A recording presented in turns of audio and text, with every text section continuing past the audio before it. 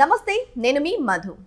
నిన్న క్రిస్మస్ సందర్భంగా పులివెందులలో సిఎస్ఐ చర్చిలో మాజీ ముఖ్యమంత్రి జగన్మోహన్ రెడ్డి, ఆయన సతీమణి, అంతేకాకుండా ఆయన అమ్మగారైనటువంటి విజయమ్మ గారితో కలిపి ఎంతో అంగరంగ వైభవంగా సెలబ్రేట్ చేసుకున్నారు. అయితే ఈ వేడుకలకు మాత్రం చెల్లి షర్మిల మాత్రం మిస్ అయినట్టు తెలుస్తుంది. నిజంగానే ఆమెకు పిలుపు వెళ్ళలేదా? అసలు షర్మిల రాకపోవడానికి గల కారణాలేంటి అనే విషయాల గురించి రోజు మనం తెలుసుకుందాం. ప్రస్తుతం మనతో పాటు ఉన్నారు senior journalist doctor Durga Vadlamani గారు. వారిని అడిగి మరిన్ని విషయాలను తెలుసుకుందాం. నమస్కారం మేడం. నమస్తే అండి మేడం, నిన్న క్రిస్మస్ సందర్భంగా జగన్మోహన్ రెడ్డి గారు సిఎస్ఐ చర్చిలో సెలబ్రేట్ చేసినటువంటి వీడియోలు అయితే బాగా వైరల్ అవుతున్నాయి. విజయమ్మతో కలిసి సెలబ్రేట్ చేయడం, తల్లి ప్రేమగా ఆయనకి కేక్ తినిపించడం, ఇలాంటివన్నీ మనం చూసాం. అయితే షర్మిల గారు ఎందుకు మిస్ అయ్యారంటారు? అయితే పిలుపు వెళ్ళలేదంటారా, లేకపోతే రావడం ఇష్టం లేదంటారా? ఎందుకు మిస్ అవ్వడం ఏంటి? అసలు షర్మిల ఎందుకు రావాలి? మొన్న జ్వరం తెచ్చుకున్నాడు షర్మిల వస్తుందేమో అని కదా. చెల్లన్నా కూడా భయమేనా మేడం? చెల్లంటే భయం కాదు, ఇప్పుడు ఎక్కడ ఆస్తి ఇవ్వాల్సి వస్తుందని భయం. మీకు అర్థమైందా? తల్లి ఏమో ఇప్పుడు మరి విజయమ్మ గారు ఆవిడే వచ్చారా, ఈయన పిలిచారా మనకు తెలియదు. కాకపోతే తల్లి ప్రేమ అంటే అదే. తిట్టినా, కొట్టినా, తోసినా, పంపేసినా, ఇంట్లో సరివేసినా కన్న తల్లి మాత్రం కొడుకు మీద ప్రేమను కోల్పోదు. అంటే ఎక్కువ కొడుకు మీద ఉంటుంది. మీరు గమనించుకోండి, కూతురు మీద ఉంటుంది కానీ కూతురు కంటే కొడుకు మీద ఒక పాలైనా ఎక్కువ ఉంటుంది ప్రేమ. సో అందుకని ఆవిడ వచ్చింది. అక్కడ ఆయన పులివెందుల్లో ఉండే సిఎస్ఐ చర్చికి వెళ్ళారు. 8:30కి బయలుదేరి 8:45కి వెళ్ళి ఆయన అక్కడ కేక్ కట్ చేశాక విజయమ్మ గారు కొడుక్కి తినిపించింది. అవును, కొడుకు తినిపించినట్టు మీరు ఎక్కడా వెళ్ళలేదు. అది గుర్తుపెట్టుకోండి. అంటే మీరు అన్నారు కదా ప్రేమ వచ్చిందని. ఆయనకి ప్రేమ రాదు. ఆయన ప్రేమ డబ్బు మీదే ఉంటుంది. ఓన్లీ తల్లి ప్రేమే అక్కడ. తల్లి ప్రేమే ఒకటి. రెండోది ఏం జరిగిందంటే ఆయన వాళ్ళ పెదనాన్న ప్రకాష్ రెడ్డి గారికి తినిపించాడు కేక్. ఆ థామస్ బాబు అని ఆయన ప్రార్థనలు నిర్వహించారు, సిఎస్ఐ చర్చ్ ఫాదర్ ఆయన. అయితే ఇక్కడ విషయం ఏంటంటే షర్మిల వస్తుందని అందరూ అనుకున్నారు, మనం రాదని మొన్ననే చెప్పాం. ఆవిడ రాజశేఖర్ రెడ్డి కూతురు, ఆవిడ రాదు, ఆవిడ పౌరుషం ఎక్కువ అని. ఎప్పుడు వస్తుందంటే ఈయన మొత్తం ఆస్తి సెటిల్ చేసి, ఇదిగో చెల్లాయి నీ వాటా ఇది అని పిలిచి, తర్వాత గతంలో జరిగిన దానికి క్షమాపణలు చెప్తే ఆయన ఆవిడ క్యారెక్టర్ అసాసినేషన్ చేయటం, ఆవిడ పసుపచ్చ చీర కట్టుకుందని అన్నగారే మాట్లాడడం, పసుపు చీర కట్టుకుని ఒక కార్డు ఇవ్వడానికి వెళ్ళింది నా చెల్లి చంద్రబాబు నాయుడు దగ్గరికి అన్నాడు కదా.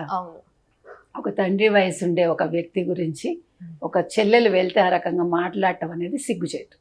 ఎందుకంటే రాజశేఖర్ రెడ్డి అండ్ చంద్రబాబు నాయుడు ఇద్దరు మంచి స్నేహితులు. ఇక్కడ కొన్ని సంప్రదాయాలు ఉంటాయండి. ఏంటంటే ఇప్పుడు మనం అపోజిషన్లో ఉండొచ్చు, లేదు అధికారంలో ఉండొచ్చు, అది ఓన్లీ రాజకీయం వరకే. వ్యక్తిగతంగా వచ్చేసరికి మీరేం చేయాలి? వెళ్ళి కలవాలి. పొద్దున కొట్టుకోవాలి అసెంబ్లీలో, సాయంకాలం ఇంట్లో కలవాలి. తప్పే ఉంది? అది అక్కడితో అయిపోతుంది అంతే. దాన్ని క్యారీ ఫార్వర్డ్ చేయకూడదు ఇంటి వరకు. అప్పుడు మనకు అనారోగ్యం, పక్కవాడికి అనారోగ్యం తీసుకొస్తాం మనం. లేదు పక్కవాడి ఆస్తులు కూడా కొట్టేస్తాం జగన్మోహన్ రెడ్డి. అందుకని ఇక్కడ జరిగింది ఏంటంటే మొత్తం మీరు చూసుకుంటే కనుకైతే నిన్నను ఆయన కొంచెంసేపు ఉన్నారు, వెంటనే హెలికాప్టర్లో యలహంకకి వెళ్ళిపోయాడు. సో ఆయన కరెక్ట్గా మీరు ఎప్పుడైనా గుర్తుపెట్టుకోండి, ఆయన తాడేపల్లి వచ్చినా లేదు, ఆయనకు అన్నీ కలిసి వస్తాయి. అట్లాగా మంగళవారం బయలుదేరతాడు, గురువారం ఉంటాడు, సాయంకాలానికి వెళ్ళిపోతాడు. కరెక్ట్గా 1.5 రోజు లేదా 2 రాత్రులు ఒక పూట ఉంటాడు ఆయన, ఒక పగలు. మీరు చూసుకోండి మొత్తం ఆయన ప్రయాణాలన్నీ అంతే. ఎందుకంత భయం మేడం ఆయనకి? 1-2 రోజులు ఎందుకు? ఆయన పరదాలు లేకుండా ఉండలేడు. ఆయనకి ప్రాణ భయం. అంటే తప్పు చేసిన వాడే భయపడతాడు, తప్పు చేయని వాడు ప్రజల్లో ఉంటాడు. జగన్మోహన్ రెడ్డి తప్పులు చేశాడు కాబట్టి, ఆస్తులు కొట్టేశాడు కాబట్టి, ప్రజలకి అభివృద్ధి చేయలేదు కాబట్టి ఆ భయం ఆయనకి. ఆయన ఎక్కడా కూడా ఒక్కడు నాకు తెలిసి ఎక్కడికైనా బయటికి ఎప్పుడైనా జీవితంలో వెళ్ళాడా 2 కాళ్ళ మీద నడిచి కష్టపడి ₹1 చెవటోడ్చి సంపాదించాడా నా క్వశ్చన్ కదా. అవును, మనకి తెలిసి లేదు. సో ఏది ఏమైనా చెల్లెలు తప్పు చేసింది, పాదయాత్ర చేసి 16 నెలలు జైల్లో ఉన్న వ్యక్తిని గెలిపించమని అడిగి, ఒక్క ఛాన్స్ ఇమ్మని తల్లి అడిగి ఆంధ్రప్రదేశ్ని ముంచేశారు, నట్టేట ముంచారు. ఆ ముంచిన దాన్ని ఇవాళ బయటకు తీసుకురావడానికి చంద్రబాబు నాయుడు గారు, పవన్ కళ్యాణ్, లోకేష్ చాలా శాయశక్తులా కృషి చేస్తున్నారు. అయినా కూడా ఇంకా ఏదో అడ్డంకులు సృష్టించాలని జగన్మోహన్ రెడ్డి తాపత్రయపడుతున్నాడు. ఫస్ట్ నుంచి జగన్మోహన్ రెడ్డి గారు తల్లికి చెల్లికి వాల్యూ ఇవ్వట్లేదన్న విషయం అందరికీ తెలిసిందే.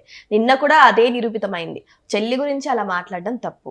అండ్ ఇంకా తల్లి గురించి వస్తే తల్లికి తినిపించకుండా కేకు ఇంకా వాళ్ళ పెద్దనాన్నకి తినిపించడం అనేది ఇక్కడే తెలిసిపోతుంది. తల్లి కన్నా కూడా పక్కన వాళ్ళే ఎక్కువ వాల్యూ అని చెప్పేసి, మరి సొంత తల్లి చెల్లిని ప్రేమించలేని వ్యక్తి ఇక ఆంధ్రప్రదేశ్లో ఉన్న మహిళలకు ఏమాత్రం గౌరవం ఇస్తారు మేడం? నీకు ఇస్తాను చెప్పాడా? లేదు. ఇస్తాన్నాడా? నేను వస్తే మీ సంగతి తేలుస్తానని చంద్రబాబు నాయుడుకి, పవన్కి, లోకేష్కి చెప్తున్నాడు కానీ ప్రజలకి నేను వస్తాను మీకు మంచి చేస్తాను ఎక్కడని చెప్పాడా? భలే వాళ్ళే చాలా తెలివిగా క్లారిటీతో మాట్లాడతాడు. ఇంకొక విషయం, మా ఇటీవల అది తండ్రి వర్ధంతప్పుడు ఎప్పుడో నాకు గుర్తులేదు, తల్లిని ఆవిడ పలకరించబోతుంటే పక్కకి తప్పుకుని వెళ్ళిపోయాడు మొహం తిప్పుకుని. అర్థమైందా? ఇప్పుడు మళ్ళా తల్లిని ఎందుకు రానిచ్చాడంటే ఒక భయం. ఎందుకంటే మళ్ళీ ఫ్యూచర్లో ముఖ్యమంత్రి కావాలి, ఇప్పుడు తల్లి చెల్లి అవసరం మళ్ళీ వస్తుందా, ఏమైనా మంచి చేసుకోవాలా, డైలమాలో ఉన్నాడు. అందుకోసమని ఆయన నటిస్తాడు. అర్థమైందా?